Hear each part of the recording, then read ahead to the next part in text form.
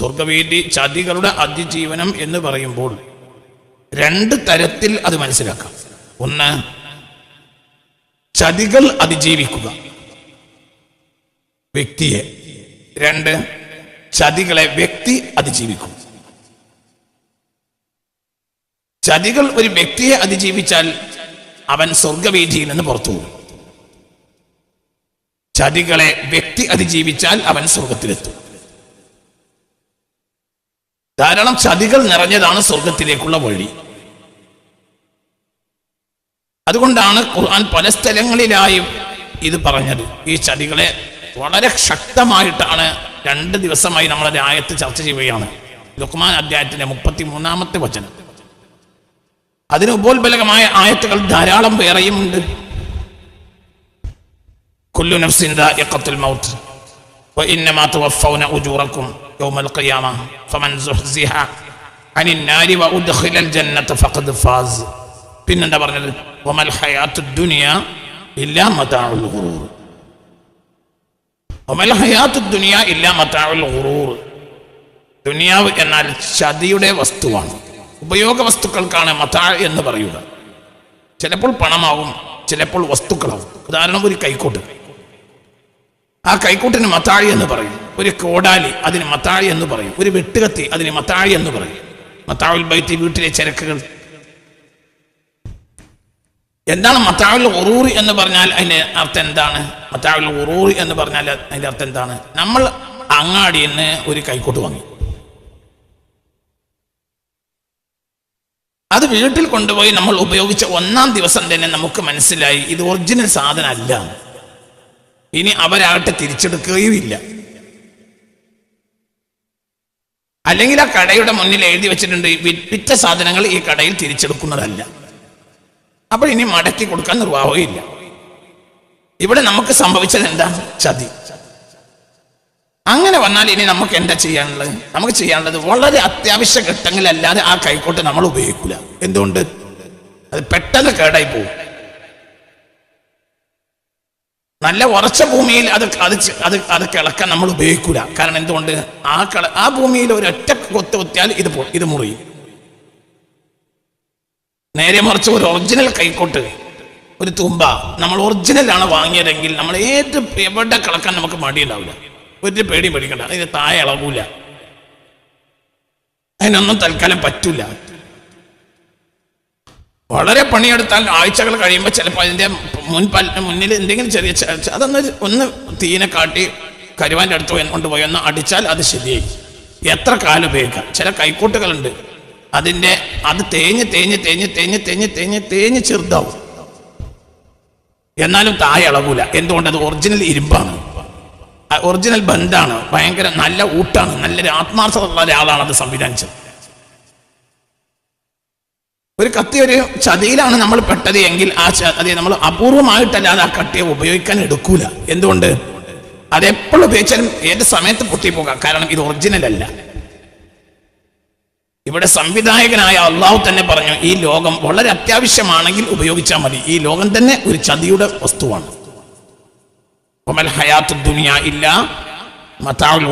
നിങ്ങൾ അങ്ങാടിയിൽ നിന്ന് ഒരു കൈക്കോട്ട് വാങ്ങിയപ്പോൾ ചതിയിൽപ്പെട്ടതുപോലെ, നിങ്ങളൊരു കത്തി വാങ്ങിയപ്പോൾ ചതിയിൽപ്പെട്ടതുപോലെ, നിങ്ങളൊരു കത്രിക വാങ്ങിയപ്പോൾ ചതിയിൽപ്പെട്ടതുപോലെയാണ് എന്തും ദുനിയാവും.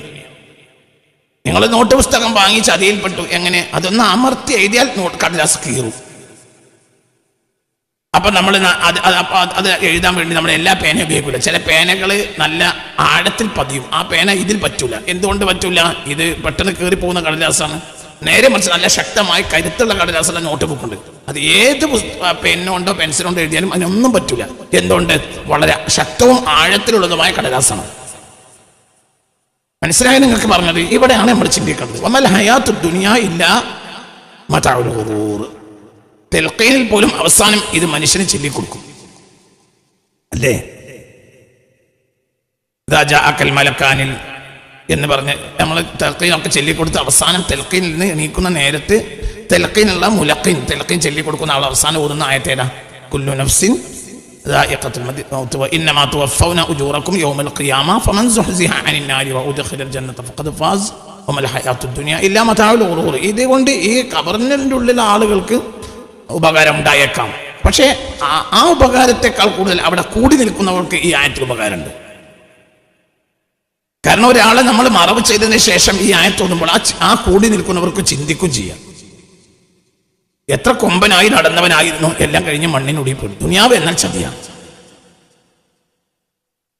ആയുസ് മുഴുവൻ സമ്പാദിക്കാൻ വേണ്ടി ചെലവഴിച്ച ഇയാൾ ഇതാ മണ്ണിനുള്ളിൽ പെടും. എന്തുകൊണ്ട്? അയാൾ ദുനിയാവ് ചതിച്ചു. അതുകൊണ്ട് ഞാനായി ചതിയിൽ പെടരുത് എന്ന് ആ കൂടി നിൽക്കുന്ന തെൽക്കീൻ കേൾക്കുന്നവന് ചിന്തിക്കാം. മനസ്സിലായോ പറഞ്ഞത്? ഒരു വലിയ പാടുണ്ട്. അതേസമയത്ത് അതിൻ്റെ ഉള്ളിലുള്ള ആളുകൾക്കും പാഠമില്ല എന്ന് പറയുമെങ്കിൽ അവർക്കും പാടുണ്ടാവും. എന്തുകൊണ്ട്? ചെരിപ്പടിച്ച് നടന്നു പോകുന്നവരുടെ കാലിന്റെ ശബ്ദം പോലും അവർ കേൾക്കുമെന്ന് മുത്ത് മുഹമ്മദ് മുസ്തഫ. എന്തിലും ഒരു പാഠമുണ്ട്, വിമർശിക്കാൻ നിൽക്കരുത്. അപ്പോൾ എന്നാൽ തിരിച്ചു വരും. ഞാൻ സാന്ദർഭികമായി പറഞ്ഞു തന്നേ ഉള്ളൂ. അവിടെ നമ്മൾ അവസാനമായി ഓടുന്ന വായത്താണ് വമൽ ഹയാത്തു ദുനിയ ഇല്ല മതാഉൽ ഖുറൂർ. ഇത് ചതിയുടെ വിഭവങ്ങളാണ്, ശ്രദ്ധിക്കണം.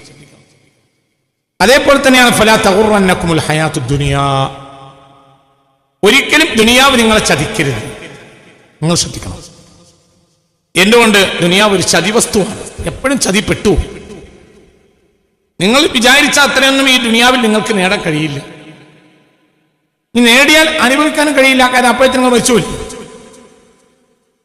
നേടിയിട്ട് എന്താ കാര്യം? എന്താ കാര്യം? എന്താ? മഴ കൊണ്ട് മീൻ പിടിച്ചൊന്ന് സങ്കല്പിക്കും. മഴ കൊണ്ടൊരാൾ മീൻ പിടിച്ചു. മീൻ പിടിച്ച് പാത്രം നിറച്ചപ്പോഴത്തിന് ജലദോഷം പിടിച്ചു. ആ രാത്രി പനി ഇളകി മരിച്ചു. ആ മീൻ കഴിക്കാൻ പോലും അവനില്ല. എന്താ കാര്യം?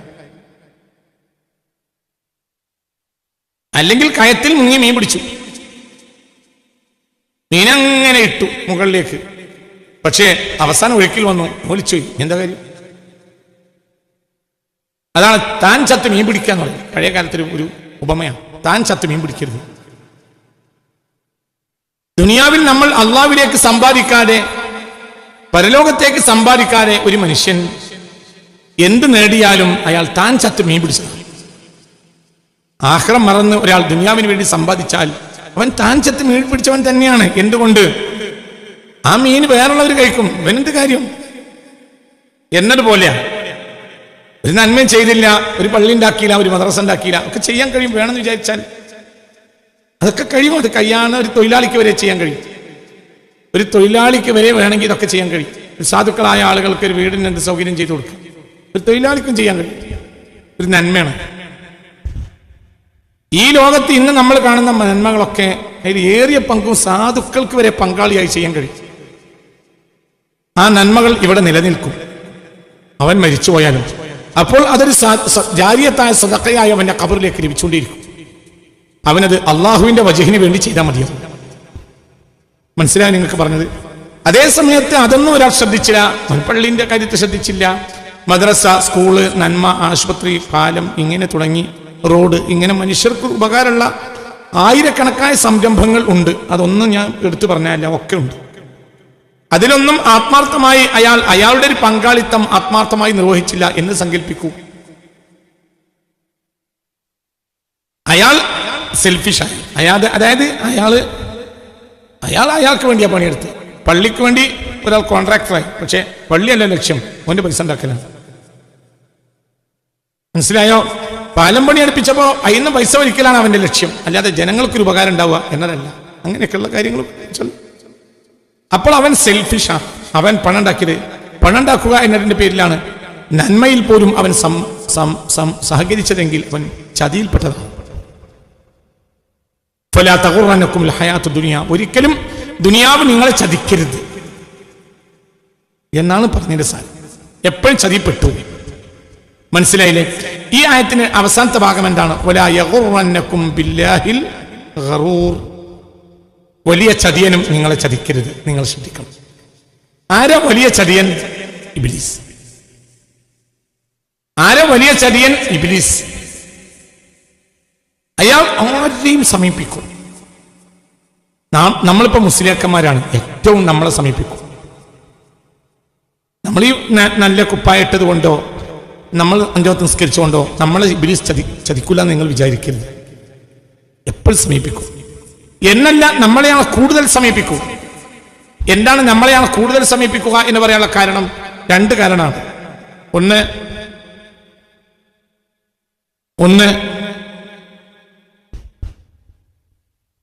നമ്മൾ പണ്ഡിതന്മാരാകുമ്പോൾ പണ്ഡിതന്മാരെ നശിപ്പിക്കുക, പണ്ഡിതന്മാർ അല്ലെങ്കിൽ പണ്ഡിത ഖിദ്മത്ത് ചെയ്യുന്ന ആളുകൾ, പണ്ഡിതന്മാർ പറയേണ്ട ദീനി ഖിദ്മത്ത് ചെയ്യുന്നു, അങ്ങനെ പറയാലോ. പണ്ഡിതന്മാർ എന്ന് നമ്മളെ പറ്റി പറയേണ്ട, ദീനി ഖിദ്മത്ത് ചെയ്യുന്നു. അവരെ നശിപ്പിക്കുക എന്നത് അവനെ സംബന്ധിച്ചിടത്തോളം വലിയൊരു ചാലഞ്ചായി. കാരണം അവൻ ഏറ്റവും വലിയ ആലിമിനെ ചതിച്ചാളാണ്. സയ്യിദുനാ ആദം വഅല്ലമ ആദമൽ അസ്മാഅ കുല്ലഹ. അപ്പോൾ അവന്റെ ഒന്നാം ദിവസം തന്നെ അവൻ പഠിച്ചത് ആലിമിനെ ചതിച്ചുകൊണ്ടാണ്. അപ്പോൾ ആലിമിനെ ചതിക്കുക എന്നത്, അല്ലെങ്കിൽ ഇൽമിയ ഖിദ്മത്തുള്ള നമ്മളെ പോലത്തെ സാധുക്കളായ മുത്തഅല്ലിമുകൾ, അങ്ങനെ പറയാം നമ്മളൊക്കെ, ചതിക്കുന്നത് അവന്റെ ഒരു ചലഞ്ചാണ്. ഒന്ന്. രണ്ട്, നമ്മളെപ്പോലെയുള്ള ഒരു ചതിയിൽപ്പെട്ടാൽ ലോകം ചതിയിൽപ്പെടുത്തുക എളുപ്പമാണ്. കാരണം നമ്മളൊക്കെ വഞ്ചിതരായാൽ നമ്മൾ നേരായ മാർഗത്തിലാണ് എന്ന് സാധുക്കൾ ധരിക്കും. അപ്പൊ അവരെ എളുപ്പത്തിൽ വഞ്ചിക്കാം. മനസ്സിലായ പ്രകാരം നമ്മളെ കണ്ടല്ലേ മറ്റുള്ളവർ ശീലിക്കുക. നമ്മൾ ചതിയിൽപ്പെട്ട് അപകടത്തിൽപ്പെട്ടാൽ മറ്റുള്ളവർ അപകടത്തിൽപ്പെടാൻ എളുപ്പമുണ്ട്. അങ്ങനെ എത്രയോ ആളുകൾ ഖുർആനും ഹദീസും പറയുന്നത് കേട്ട് ജനങ്ങൾ ചതിയിൽ പെട്ടുപോയിട്ടുണ്ട്. എത്രയോ ഉണ്ട്. മനസ്സിലായോ? പിന്നെ വേറെയും കള്ളത്തൊരിയക്കത്തുകൾ, കള്ളമാർഗങ്ങൾ, ബിദ്അത്തിന്റെ കക്ഷികൾ, ഇതൊക്കെ ജനങ്ങൾ നല്ലതാണ് പറയുന്നതെന്ന് വിചാരിച്ചിട്ട് ഖുർആനും ഹദീസും പറയുന്നവരെ കൊണ്ട് ചതിപ്പെട്ടു ചതിയ. നമ്മളിൽ ഒരാൾ ചതിയിൽപ്പെട്ടാൽ ഇബ്ലീസിന് പണി കുറയും. അതുകൊണ്ട്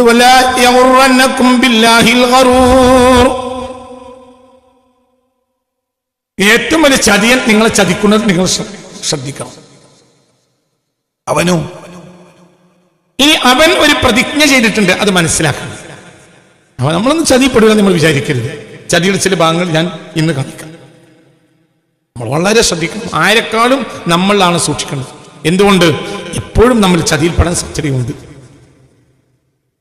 വളരെ അല്ലാഹു തആല നമ്മളെ കാത്തുരക്ഷിക്കട്ടെ. വളരെ വളരെ വളരെ അങ്ങനെയാണ്. വളരെ മുകളിലേക്ക് പോകുന്നതും ചതിയുടെ ശക്തി കൂടുകയും ചെയ്യും. പരാജയം. ഒരാൾ നടന്നു പോകുമ്പോൾ വീണു എന്ന് സങ്കല്പിക്കും, വല്ലാതൊന്നും പറ്റൂല. ഒരാൾ തിണ്ടിൽ നിന്ന് വീണു എന്ന് സങ്കല്പിക്കും, ചെറിയ തൊലിയൊക്കെ പൊട്ടിപ്പോകാം. ഒരാൾ മരത്തിന്റെ ഒന്നാം കൊമ്പിൽ നിന്ന് വീണു എന്ന് സങ്കല്പിക്കുക, കൈയൊത്തി കൊണ്ടുവന്നപ്പോൾ കൈയിന്റെ ഭയങ്കര വേദന ഉണ്ടായി. 2 ആഴ്ച വേദന, ഒന്നും ചെയ്യാൻ കഴിഞ്ഞില്ല. 2ാം കൊമ്പിൽ നിന്നാണ് വീണെന്ന് സങ്കല്പിക്കുക, അപ്പോൾ കൈ കുത്തി വീണപ്പോൾ കൈ പൊട്ടും. 3ാമത്തെ കൊമ്പിൽ നിന്നാണ് വീണെന്ന് സങ്കല്പിക്കുക, അപ്പോൾ കൈയും പൊട്ടും, ഊരയും മുറിയും. അവസാനത്തെ കൊമ്പിൽ നിന്നാണ് വീണെന്ന് സങ്കല്പിക്കുക, മർക്കയാ ഖത്തം ഹോ ഗയാ, മരിച്ചു. മനസ്സിലായോ?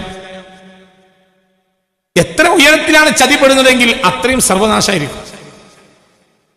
ഒരു നാടൻ ചതിയിൽപ്പെട്ടാൽ പേച്ചോർക്ക് എളുപ്പമുണ്ട്. ഒരു മോര്യർ ചതിയിൽപ്പെട്ടാൽ പേച്ചോർക്കിന് പ്രയാസമാണ്. കാരണം മേലത്തെ കൊമ്പുണ്ടാവുന്നത് ചാകലോപ്പ. നല്ലോണം ചിന്തിക്കണം. നമ്മൾ മേലത്തെ കൊമ്പിലല്ലേ നമ്മളിപ്പോൾ ഉള്ളത്.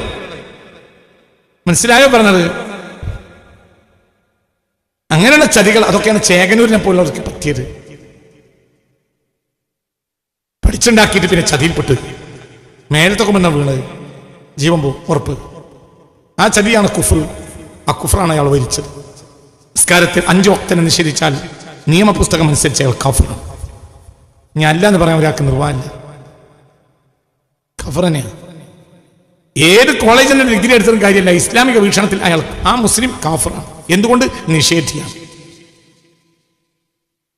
മനസ്സിലായോ പറഞ്ഞത്? അള്ളാഹു നമ്മളെ കാത്തിരക്ഷിക്കട്ടെ. ചിന്തിക്കും ഇതന്നെ ചിന്തിക്കുന്നത്. ഇബ്ലീസ് ചതിക്കാൻ പ്രതിജ്ഞ ചെയ്തതാണ്. ആരെ അടുത്ത് വരും? ആരുടെ അടുത്തും വരും. എന്റെ അടുത്ത് ഇബ്ലീസ് വരില്ല ഒരാൾ പറയരുത്, വന്നിരിക്കും. എന്തുകൊണ്ട്? അബുൽ ബഷർ സയ്യിദുനാ ആദം നുബുവത്ത് കിട്ടിയ മഹാനല്ലേ, ആദ്യം നുബുവത്ത് കിട്ടിയ ആളല്ലേ സയ്യിദുന ആദം. അത്ര വലിയ ആളാണോ ഈ? ഒരു ആലിമ പറയാണ് എന്റെ അടുത്തൊന്നും ഇബ്ലീസ് വരില്ല എന്ന് പറഞ്ഞാൽ അയാൾ പമ്പല വിട്ടിയാണ്. കാരണം ഇന്നീലക്കും നാസിഹുൻ അമീൻ എന്ന് പറഞ്ഞ് ചതിക്കാൻ ചെന്ന് ചതിയിൽപ്പെടുത്തി ആരെ? മഹാനായ സയ്യിദുന ആദമിനെ. ഒക്കെ പറ അലൈഹിസ്സലാം. സയ്യിദുന ആദം ഫവസ്വസ ലഹു ശൈത്താൻ അല്ലേ? ഫവസ്വസ ഇലൈഹി ശൈത്താൻ അങ്ങനെയല്ലേ? എങ്ങനെയായിട്ട് ഫവസ്വസ ഇലൈഹി ശൈത്താൻ അങ്ങനെയല്ലേ? ഖാല യാ ആദം ഹൽ അദുല്ലുക്കും അലാ ഷജറത്തിൽ ഖുൽദ്. മനസ്സിലായില്ലേ പറഞ്ഞത്? ഇവിടെ ആരാ ഏത് മൂല്യരൊക്കെ പറയാൻ കഴിയാ ഇന്റെ അടുത്തൊന്നും ശൈത്താൻ വരില്ല? ആരുടെ അങ്ങനെ പറയാൻ പറ്റിയ ഒരാൾ ഇവിടെ ഉള്ളത്? ഏറ്റവും വലിയ റുത്ബ എന്ന് പറഞ്ഞാൽ നുബുവത്തല്ലേ? നുബുവത്തിനേക്കാൾ വലിയ റുത്ബ ബാധിക്കാൻ പാടുണ്ടോ? നുബുവത്തിന്റെ റുത്ബയെ ബാധിച്ച കഫറൈൻ അവർക്ക് ഒരാളെത്തൂലല്ലോ. നുബുവത്തിന്റെ മർത്തവയോട് ഈക്വലായ മർത്തവ ഉണ്ടാവും. ഉണ്ട് വിചാരിച്ച കഫറായില്ല.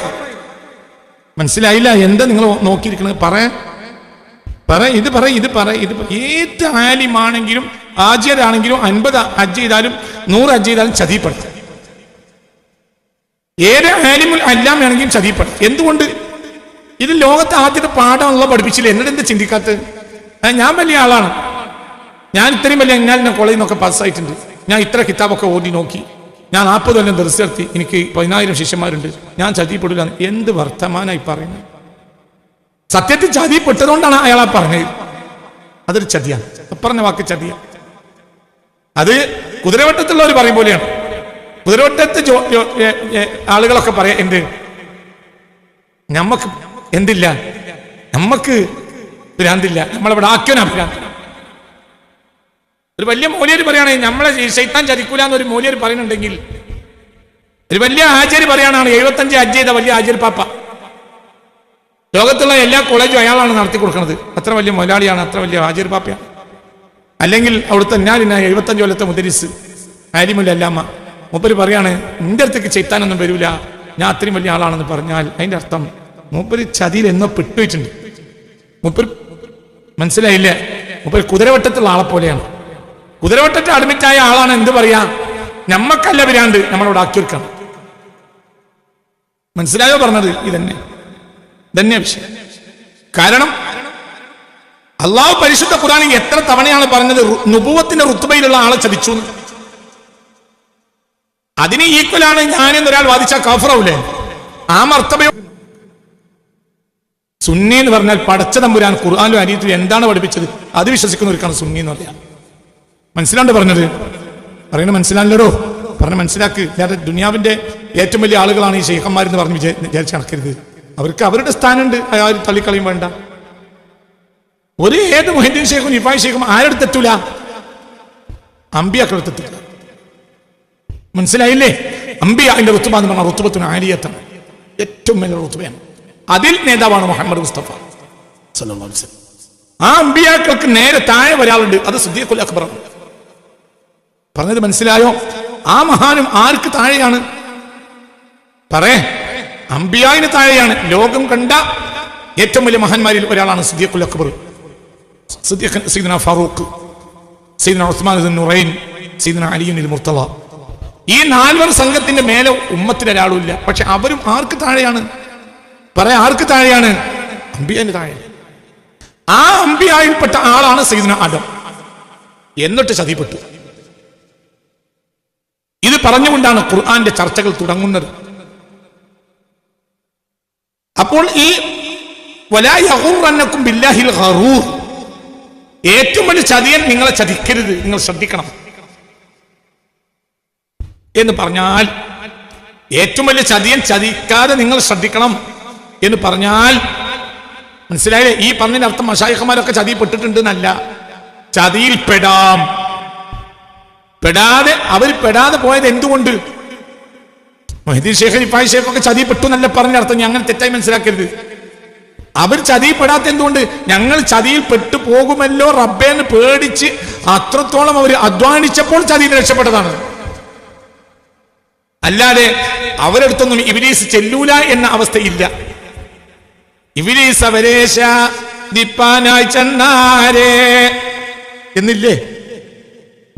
മനസ്സിലായില്ല? മുഹദ്ദിമാനിൽ വരിക ഇബ്ലീസ് അവരെ ചതിപ്പാനായി ചെന്നാരേ. ആരടുത്ത് എന്നു? ഷെയ്ഖ് മുഹീദ്ദീൻ അബ്ദുൽ ഖാദിർ ജിലാനി. പിന്നെ അവർ ഇന്റലിജന്റ് ആയി. അവർ അള്ളാഹു അത്രത്തോളം രാവും പകലും കഷ്ടപ്പെട്ടു. അപ്പോൾ അതിനെ തിരിച്ചറിയാൻ കഴിഞ്ഞു.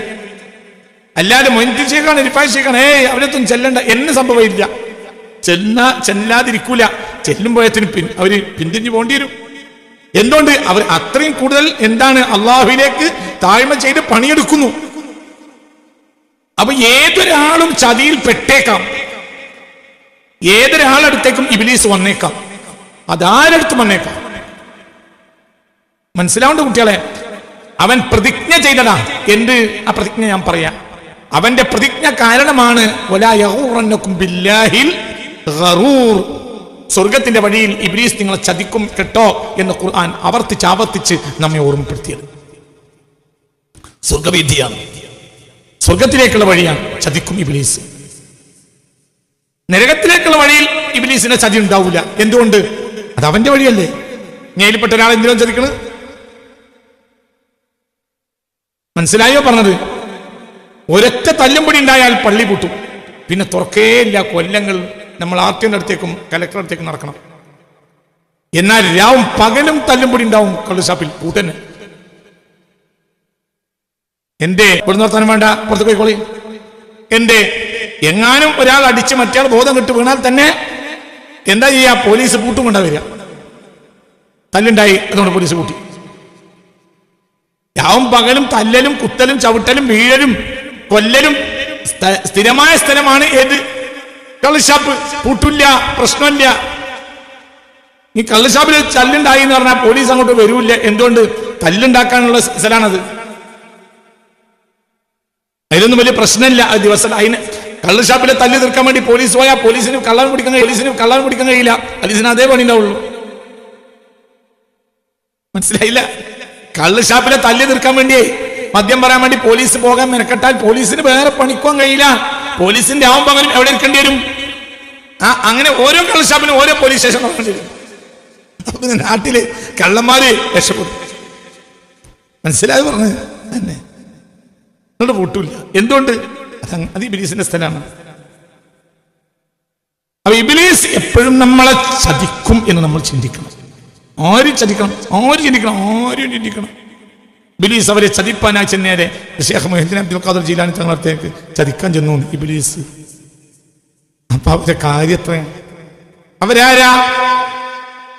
അത് ആലോചിക്കുക. അവരാരാ? നല്ല വേറും തൊഴുതൊരുവാലേ 40 പതിറ്റാണ്ടോളം സുബ്ഹ് തൊഴുതോറ്. അവരാരാ? ഇശാ നിസ്കരിച്ച സുബ്ഹ് കൊണ്ട് 40 നിസ്കരിച്ച വുളു കൊണ്ട് 40 കൊല്ലം നിസ്കരിച്ചു. 40 കൊല്ലം ഇറങ്ങിയിട്ടില്ല. ആ ആളെ ചതിക്കാനായി ഇബ്ലീസ് എന്ന്. അപ്പൊ എന്റെ ധൈര്യത്രയാ? ആദം നബിയെ ചതിക്കാനായി എന്ന്. അപ്പൊ എന്റെ ധൈര്യത്രയാ? മനസ്സിലായോ? ചിന്തിക്ക. അതുകൊണ്ട് എന്നെ ചതിക്കൂല, എന്റെ കുട്ടികളെ ചതിക്കൂല. എന്റെ കുട്ടികൾക്ക് അങ്ങനെയൊന്നും പറ്റൂല. എന്റെ കുട്ടി അങ്ങനത്തെ ചതിയിലൊന്നും പെടൂല. ചില വാപ്പാര് പറയണതാ, എന്റെ കുട്ടി അങ്ങനത്തെ ചതിയിലൊന്നും പെടൂല.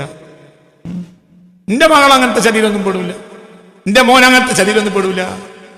ഞാൻ അങ്ങനത്തെ ചതിയിലൊന്നും പെടൂല. ഞങ്ങൾ അങ്ങനത്തെ ചതിയിലൊന്നും പെടൂല.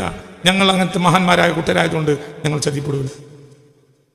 അതൊക്കെ പറയുന്നവരും പ്രസംഗിക്കുന്നവരും ഇന്നേറെയാണ്. ചതിപ്പെട്ടതുകൊണ്ട് അങ്ങനത്തെ കിബറിന്റെ വർത്താനം തന്നെ പറയുന്നത്. ഞങ്ങൾ വലിയ കൂട്ടരായതുകൊണ്ട് ഞങ്ങളെ അങ്ങനെ ആരും ചതിക്കില്ല എന്നൊരാൾ പറയുന്നുണ്ടെങ്കിൽ അവൻ ചതിപ്പെട്ടിട്ടുണ്ട്. എന്തുകൊണ്ട്? ഇബ്ലീസ് ചതിക്കാത്ത ആരും ഉണ്ടാവില്ല. സൂക്ഷിക്കണം, എപ്പോഴും സൂക്ഷിക്കണം. ചതിക്കാൻ ചെല്ലാത്ത ഒരാളുണ്ടാവില്ല. ആര് ചതിക്കാൻ ചെല്ലും? പിന്നെ അവരുടെ ഇലാഹിയായ ബന്ധം കൊണ്ട് രക്ഷപ്പെട്ടെങ്കിൽ രക്ഷപ്പെടില്ല എന്നല്ല. പക്ഷെ എന്ത് വേണം? ഇലാഹിയായ ബന്ധം കൂട്ടണം. മനസ്സിലായോ? ഉദാഹരണം പറയാ, മുട്ടേന്ന് വിരിഞ്ഞ കോഴിക്കുഞ്ഞ് തള്ളന്റെ ചുറ്റും നടക്കും. 2 മാസം കഴിഞ്ഞാലോ മുട്ടയിൽ നിന്ന് വരുന്ന വിരിഞ്ഞ കോഴിക്കുഞ്ഞ് തള്ളയുടെ കൂടെ നടക്കും. എന്തുകൊണ്ട്? ചതിയനായ കാക്കയുണ്ട്, പരുന്തുണ്ട്. സ്വയം പ്രൊട്ടക്ഷന് കഴിയുകയും ഇല്ല. മനസ്സിലായോ പറഞ്ഞത്? അതുകൊണ്ട് എപ്പോഴും തള്ളയെ ചുറ്റിപ്പറ്റി നടക്കണം. നല്ല വീറും വാശിയുള്ള തള്ളയാണെങ്കിലോ ഏത് കാക്ക വന്നാലും രക്ഷപ്പെടുത്തും. മനസ്സിലായോ? പരുന്തില്ല, പരുന്ത് വിടുന്നില്ലല്ലോ, കാക്കയില്ല, പരുന്തുമില്ല. അപ്പൊ കോഴിക്കുട്ടി എന്ത് വിചാരിച്ച്? ചെറിയ മുട്ടേന്ന് ഇന്നലെ വിരിഞ്ഞിട്ടേ ഉള്ളൂ. കോഴിക്കുട്ടി എന്ത് വിചാരിച്ച്? ഈ ഏരിയയിലൊന്നും കാക്കയില്ല, പരുന്തുമില്ല എന്ന് വിചാരിച്ച് അത് കുറച്ച് ദൂരത്തേക്ക് പോകാം, ചെനക്കി പെറുക്കാൻ കുറച്ച് ദൂരത്തേക്ക് പോയാലോ. പിന്നെ അങ്ങനത്തെ കോഴിക്കുട്ടി തിരിച്ചു വരില്ല. എന്തുകൊണ്ട്?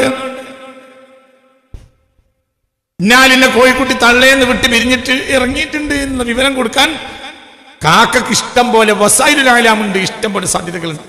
നെറ്റ്വർക്ക് മനസ്സിലായോ പറഞ്ഞത്? കാക്കക്കുള്ള സോഷ്യൽ മീഡിയ വർക്കുകൾ നടത്തി കൊടുക്കുന്ന ആളുകളുണ്ട്, കാക്കകളുടെ അസോസിയേഷൻ ഉണ്ട്, കാക്കകൾക്ക് സംവിധാനങ്ങളുണ്ട്. അപ്പോഴത്തിന് കാക്ക വന്ന് എടുത്തു പോയി. മനസ്സിലായില്ലേ?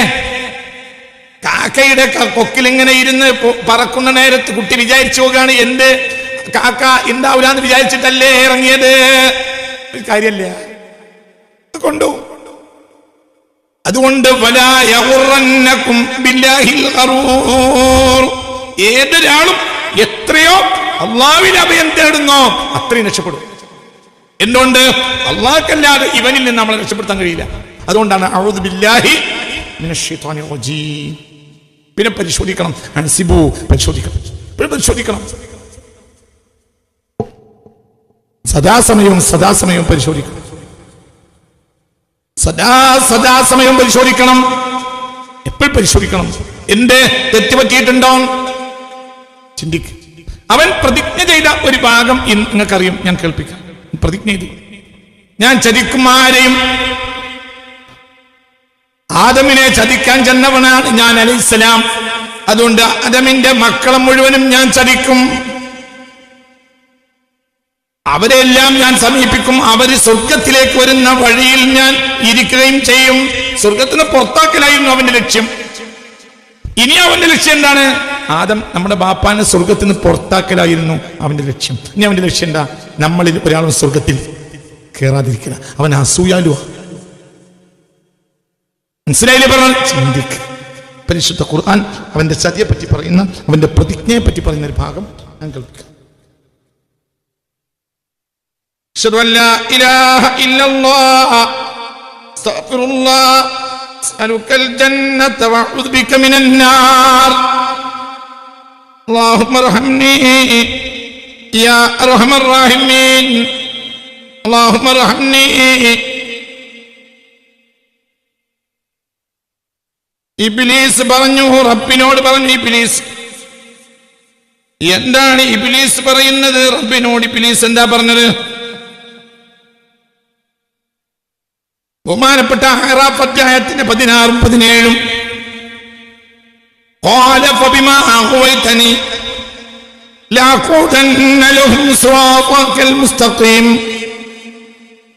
ثم لآتينهم من بين أيديهم ومن خلفهم وعن أيمانهم وعن شمائلهم ولا تجد أكثرهم شاكرين.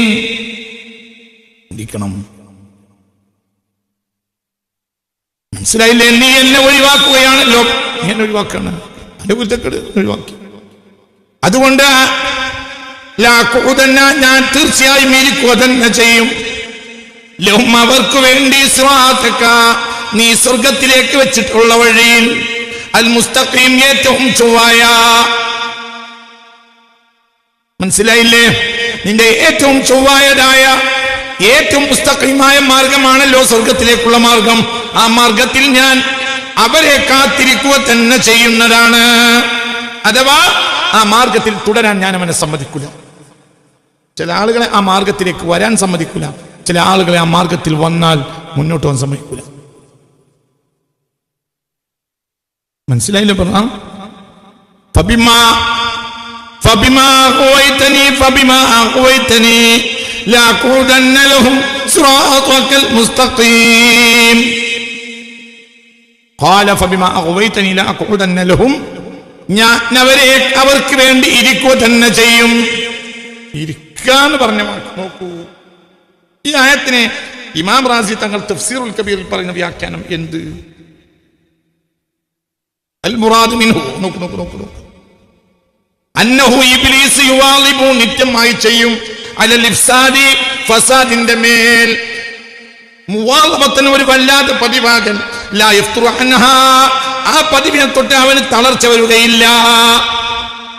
ഞാൻ അവിടെ ഇരിക്കും. മനസ്സിലായോ? ഒരാളോട് നമ്മളെ കല്യാണത്തിന് നമ്മളെ ചങ്ങായിനോട് പറഞ്ഞു, എടാ കല്യാണത്തിന്റെ കാര്യത്തിൽ ഒക്കെ 500 ആളെ വിളിച്ചിട്ടുണ്ടെങ്കിൽ എനിക്ക് വലിയ ബേജാറാ. അപ്പൊ നമ്മളെ സ്നേഹിതൻ പറയാണ്, എന്ത്, ഞാൻ അവിടെ ഇരിക്കടൂ, എന്റെ കല്യാണം കഴിഞ്ഞ് ഞാൻ പോരുള്ളൂ എന്ന് പറഞ്ഞതിന്റെ അർത്ഥം നോക്കി ഇരിക്കുന്ന അവനവിടെ ഇരുന്നു എന്നാണ് അതിന്റെ അർത്ഥം. പിന്നെ എന്റെ അർത്ഥം എന്താ? ഞാൻ അവിടെ ഉണ്ടാവും. ഞാൻ ഇരിക്കുകയാണെങ്കിൽ പ്രശ്നമല്ലേ, നമുക്ക് പറഞ്ഞ പോലെ. മനസ്സിലായില്ല? ഇബ്ലീസ് ഇരിക്കുക എന്ന് പറഞ്ഞാൽ അവിടെ എന്താ അർത്ഥം? ഇരിക്കുക എന്ന് പറഞ്ഞാൽ ഇരിക്കലല്ല. മനസ്സിലായോ? ഞാനത് അതിന് അവിടെ ഉണ്ടാവും, ഞാൻ അവിടെ ഇരിക്കും. മനസ്സിലായില്ലേ? അതാണ് പറഞ്ഞ വാക്കിന്റെ അർത്ഥം. എന്റെ കല്യാണം കഴിഞ്ഞവരെ ഞാനവിടെ ഇരിക്കടൂ എന്നതിന് വിചാരാണ്. ഇതതിന്റെ അർത്ഥം എണീറ്റില്ല എന്നല്ല. എന്താ? ഞാൻ അവിടെ ഉണ്ടാവും. അതായത് ഏത് വഴിയിലും മുന്നോട്ട് പോകാൻ സമ്മതിക്കൂല. ഇരിക്കുക എന്ന് പറഞ്ഞാൽ ഞാൻ അവിടെ പതിവായി ഉണ്ടാകും. മനുഷ്യനെ സ്വർഗ വഴിയിൽ നിന്ന് പുറത്താക്കുന്നതിൽ ഇബ്ലീസിന് യാതൊരു തളർച്ചയും വരികയില്ല. ഇബ്ലീസിന് തളർച്ച ഉണ്ടാവില്ല, അവിടെ ഉണ്ടാവും. സിറാത്തുൽ മുസ്തഖീം. ഏതാ സിറാത്തുൽ മുസ്തഖീം? എവിടെ? ഇരുത്തത്തെ ഇവിടെ പറഞ്ഞത്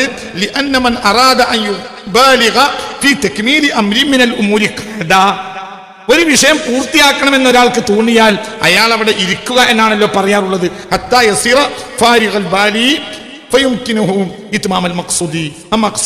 ആ വിഷയം പൂർത്തിയാക്കുന്നത് വരെ അവൻ അവിടെ തന്നെ അതിമലാണ് കൂടുന്നതിന് സാധാരണ പറയാറുള്ള വാക്കാണ് എന്ത്? ഞാനിരുന്നു. അപ്പൊ അതാണ് പൂർത്തിയായി. മനസ്സിലായില്ലേ? ഞാൻ ഇരിക്കുന്ന പറഞ്ഞാൽ ഇരിക്കുന്നല്ല, ഞാൻ എന്തെങ്കിലും കാണിച്ചിട്ടും അവര് വലിച്ചിടും. ഏതാ വഴി? സിറാത്തൽ മുസ്തഖീം, അത്ത്വരീഖു ഇലൽ ജന്ന, അത്ത്വരീഖു ഇലൽ ജന്ന. ഒരിക്കലും എനിക്ക് തളർച്ച ഉണ്ടാവില്ല, ഒരിക്കലും. ഈ ആയത്തിന് മഹാനായ ഇബ്നു അജീബ് റളിയല്ലാഹു അൻഹു പറയുന്ന വ്യാഖ്യാനം നോക്ക്. ലഅഖുദന്ന ലഹും വഹുവ ത്വരീഖുൽ ലദീ യൂസിലുഹും ഇലൈക. നിന്നിലേക്ക് ജനങ്ങളെ ചേർത്തുന്ന ഒരു വഴിയുണ്ടല്ലോ, അതല്ലേ ദീനുക്കൽ ഹഖ്, നിന്റെ ഹഖായ ദീൻ, സത്യദീൻ. ആ വഴിയിൽ ആരിക്കും? ഇബ്ലീസ് ഇരിക്കും. ഫഅഖുദു ഫീഹി വഅറുദ്ദുഹും അൻഹു. ഞാൻ ആരെയും തട്ടും, അൻഹു, ഈ സ്വർഗത്തിന്റെ വഴിയെ തൊട്ട്. സ്വർഗം എന്ന് പറഞ്ഞാൽ പോലെ ആ വഴി ഭയാനകമായ പ്രയാസമാണ്. മനസ്സിലായില്ലേ? ഇത് വളരെ തലയൊക്കെ കേട്ടണം, മരിക്കുന്നവരെ മറക്കരുത്. സ്വർഗത്തിന്റെ വഴിയേറെ പ്രയാസമാണ്. അതുകൊണ്ടാണ്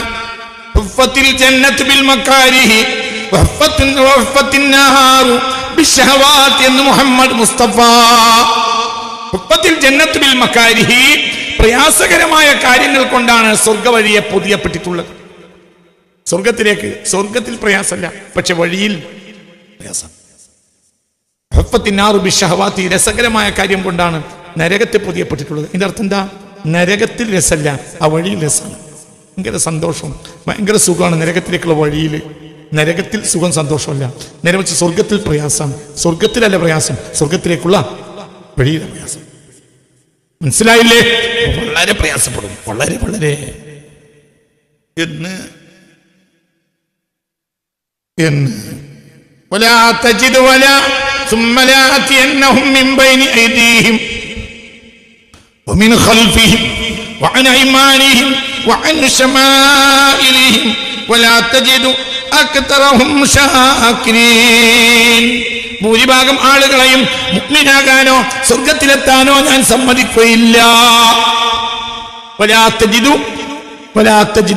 മനസ്സിലായില്ലേ?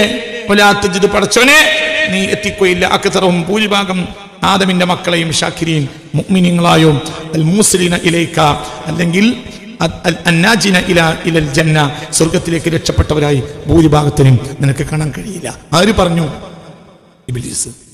മനസ്സിലായില്ലേ? അപ്പോൾ ഭൂരിഭാഗത്തെയും സ്വർഗത്തിലേക്ക് രക്ഷപ്പെടാൻ ഞാൻ സമ്മതിക്കൂല, ഞാൻ അവിടെ ഉണ്ടാവും.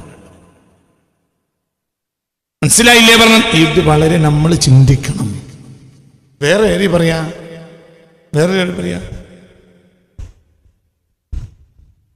അല്ലാഹു സുബ്ഹാനഹു വ തആലയോട് ഇബ്ലീസ് പറയുന്ന ഒരു ഭാഗമുണ്ടല്ലോ. ഇവിടെ വേറൊരു ഭാഗമുണ്ടല്ലോ.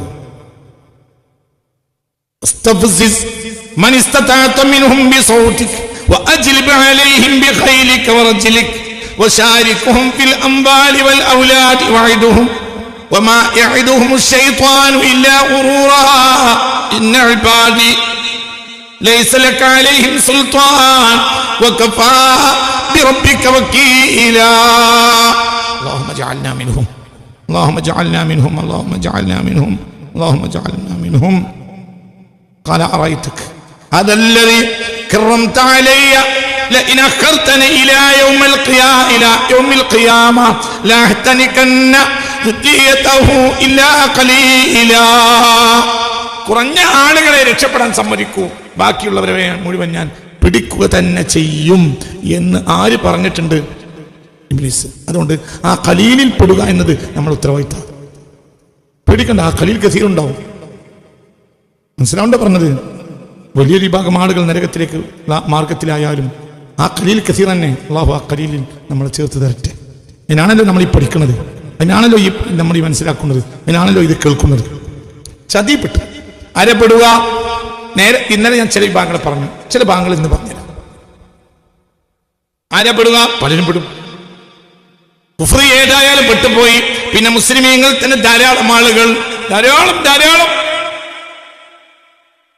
ബാപ്പാനെ കൊണ്ട് വഞ്ചിതരായവര്, വല്ലിപ്പാന്റെ വൽപ്പത്രത്തിൽ വഞ്ചിതരായവര്, ഉമ്മാന്റെ മഹത്വത്തിൽ വഞ്ചിതരായവര്, താൻ ചെയ്ത സൽക്കർമ്മങ്ങളിൽ വഞ്ചിതരായവര്, പക്ഷേ തെറ്റ് ചെയ്തതിനെ ആലോചിച്ചിട്ടില്ല. അങ്ങനത്തെ ആളുകൾ ധാരാളം. അതിൽ ചില വിഭാഗങ്ങളെ ഞാൻ ഇന്നലെ പറഞ്ഞു,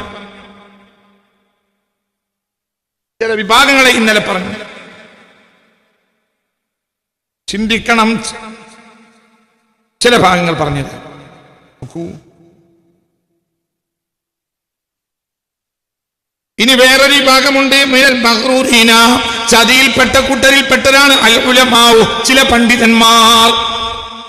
നിങ്ങളൊക്കെ മുതഅല്ലിമീങ്ങളാണ്, ഞങ്ങൾ ഉസ്താദാണ്, നമ്മളും ചതിപ്പെടും. അല്ലാഹു കാത്തുരക്ഷിക്കട്ടെ. എൻ്റെ കുട്ടികൾ വളരെ ചിന്തിക്കണം. മനസ്സിലായി പറഞ്ഞത്? നിങ്ങൾ തന്നെയാണ് ഇതിന്റെ പ്രയോക്താക്കൾ, നിങ്ങളാണിത് മനസ്സിലാക്കേണ്ടത്, നിങ്ങൾക്കാണിത് പ്രയോജനപ്പെടേണ്ടത്. അല്ലാഹു തൗഫീഖ് തരട്ടെ. വിവരം പിടിച്ച പണ്ഡിതന്മാർ ചതിപ്പെടും പലപ്പോഴും. അതെങ്ങനെയാ?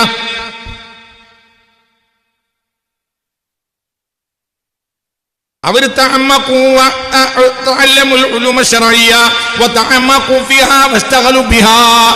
വലിയ വിജ്ഞാനം പഠിക്കും, വിജ്ഞാനം കൊണ്ട് ജോലിയാവും. പക്ഷേ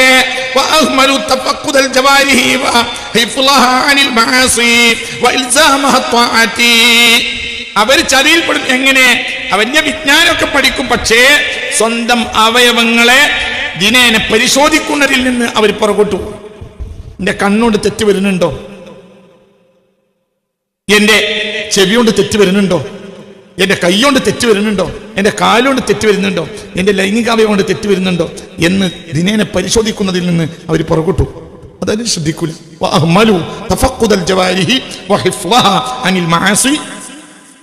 അങ്ങനെ വരുമ്പോഴോ സ്വന്തം അവയവങ്ങളിൽ തെറ്റ് വരുന്നത് പരിശോധിക്കാതെ വന്നാലോ സ്വാഭാവികമായും ആദ്യമൊന്നും അയാൾ അറിയാതെ തെറ്റിൽ വന്നു, പിന്നെ അയാൾ തെറ്റിനടിമയാവും. ആര്? പണ്ഡിതൻ. അല്ലാഹു കാക്കട്ടെ. മനസ്സിലാക്കി പറയും മക്കളെ. അല്ലാഹു കാത്തിരക്ഷിക്കട്ടെ, അല്ലാഹു കാത്തിരക്ഷിക്കട്ടെ, അല്ലാഹു കാത്തിരക്ഷിക്കട്ടെ, അല്ലാഹു. ഓരോ സെക്കൻഡിൽ നോക്കണം. കാരണം നമ്മൾ ചതിപ്പെട്ടാൽ വലിയ ആപത്ത്, ദീനിന് നാണക്കേട് വരും. അല്ലാഹു കാത്തിരക്ഷിക്കട്ടെ.